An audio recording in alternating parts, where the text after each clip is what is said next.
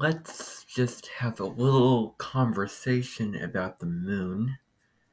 The moon's interesting in astrology because in terms of forecasts, in terms of just by transit, it tends to get sort of neglected because it moves so quickly through a sign and it covers all 12 signs in a month. It's a luminary. It's a feminine luminary. Um, it corresponds to emotion, our intuition, our instincts, sort of our inner world and how we need to feel at a base level. What we're dropping into and where we need to come home to within ourselves to find, a place of peace and groundedness. So that's the moon. Internal security. That's what it is.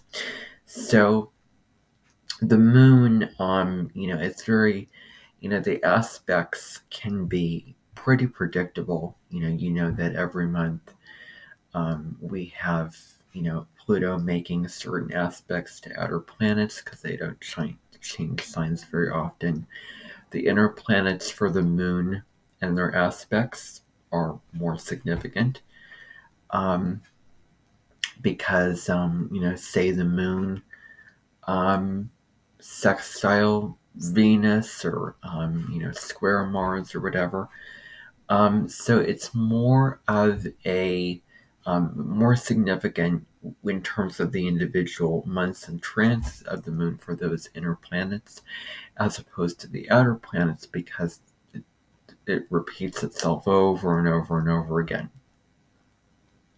Um, but for the context of this particular week, the moon's going to be in Leo, so it makes it really fun. Now we're feeling very dynamic. Let's get out and have a party and wear red.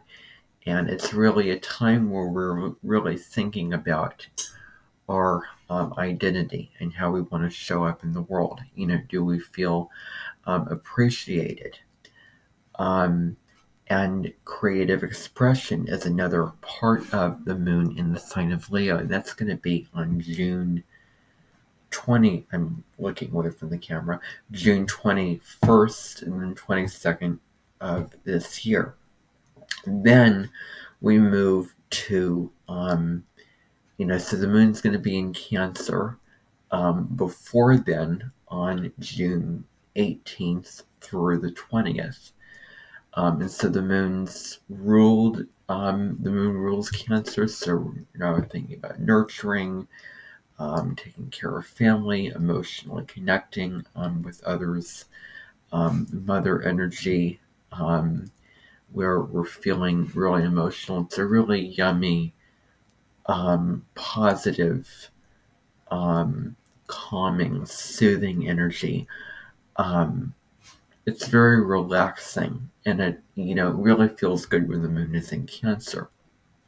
Then we move forward, a couple days later to the 23rd of June through the 25th, and that's when the moon is in Virgo. So now it's much more concerned about the practical things that we need to do in our lives, the chop wood, carry water things that we need to do. Do this. What do we need to do?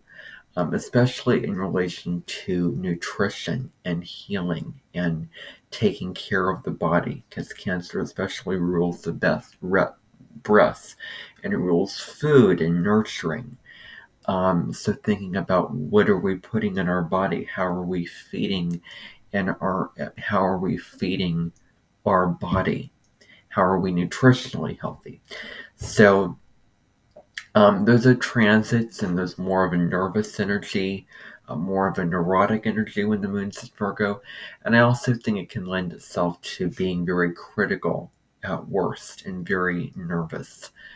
But also, Cancer and Virgo at worst can complain and judge the situation and get caught in the negativity of the things that they need to do for taking care of the house or taking care of the kids or whatever practical tasks, Virgo, that you need to do around the home. Cancer, So making sure that they are doing the self-care for the people who have Sun in Cancer, Moon in Virgo, or the reverse, Sun in Virgo, Moon in Cancer, self-care, anything that puts them in the present moment, anything that helps them see the silver lining and helps them embrace and feel very positively, and with that give that willingness, that desire to care, to nurture, to be of service, because that's that thing with Virgo, because it's service. So whatever puts those people in that place, in that state of mind, where they feel like they genuinely want to give, as opposed to being a martyr to their circumstances. So that's the downside with that Moon in Virgo this week. So I may or may not just include this in the weekly forecast, because let's not forget the moon. The moon in without going in depth, this is where I get into astrological jargon. So for the moon in Cancer, it is going to it's going to semi-square Mercury. It is going to semi-square Venus and Mars. It is going to sextile Jupiter, trine Pisces. It's going to sextile Uranus, trine Neptune, and then at the very end of the moon in Cancer, it'll form an opposition to Pluto at the 29th degree, which could be, more emotional intensity, more, you're thinking more powerful emotions coming to the surface, and also deals with revealing the shadows. Within the shadows are secrets, the deeper material that we need to dig up and do that shadow work on ourselves. The moon in Leo is going to sextile. By the way, that moon in Gemini is going to also semi-square the sun. So the moon in Leo is going to also semi-square the sun. It's going to sextile Mercury. It's going to form a conjunction to Venus and Mars and Leo individually. It is going to square Jupiter. It's going to quincunx Pisces, Saturn in Pisces, square Uranus and Taurus. It's also going to quincunx Neptune, and it's also going to quincunx Pluto. And then, involving the lunar nodes and tying that into, all those kind of things. And then the moon in Virgo is, and this is where we get into some, details. So, the moon in Virgo is going to form a square to Mercury in Gemini. It's going to sextile the sun. It's going to semi-square Venus and Mars. It's going to trine Jupiter, oppose Saturn and Pisces. It is going to trine Uranus, oppose Neptune, and at the very end, it's going to trine Pluto. So that is just a general run-through of the moon. It's more of a, the moon is more of a backdrop of what is going on, sort of that, we have the props of whatever play or performance that we're watching, and whatever we're viewing is what I talk about for, the meat of what I talk about, which is this full moon, or Mercury's changing signs, or this aspect is happening between Mars and Uranus. All those kind of things that are not, so, repetitive and predictable, just like the moon. And that gets too nitty gritty, that gets too into the details, and that's where I don't want to, too into the minutiae, and we lose sight of the important things. So I don't want to throw this thing over here, this thing over there. It's so much information, it's so much going on. I'm not going to throw out every single thing that's going to be happening this week astrologically, because that would be way too much. You can't do that. So It's just sort of setting up the mood, and the scenes.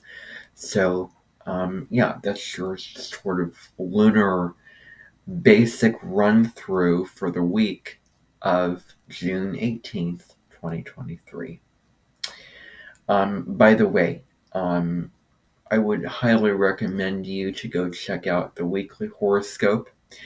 And I'm also breaking down little individual videos from that video, so that if you want to hear the astrological events that I talk about separately, then I break those down. I probably won't always do that because it sort of defeats the purpose why I make the weekly videos, is for it all to be in that one video and not separately. But but anyway, I may do it. I may clip sections off of that video, um, and I will also be making a video on the South Node in Leo, North Node Aquarius placement in the natal birth chart, so be sure to check that out if you're interested. And because that video is going to premiere, and I'm gonna maybe I'll premiere that video tomorrow. I'll prepare and create that video tomorrow. There's also going to be another video which is just an audio recording with music over it. And the theme for each of the individual songs that I chose from the YouTube editing studio, which I edited into this video, are all related to flowers. Anything having to do with flowers, anything that involves or relates to flowers. So that's that little announcement. And yeah, so happy new moon in Gemini, happy Father's Day, and yeah, so yeah, and every month also provides an opportunity for you to have a lunar return. So this is when the moon comes back to the exact position, the exact degree, the exact place that it is in your natal chart. Okay, so that is it for now. Bye, everybody, and I will see you in another video.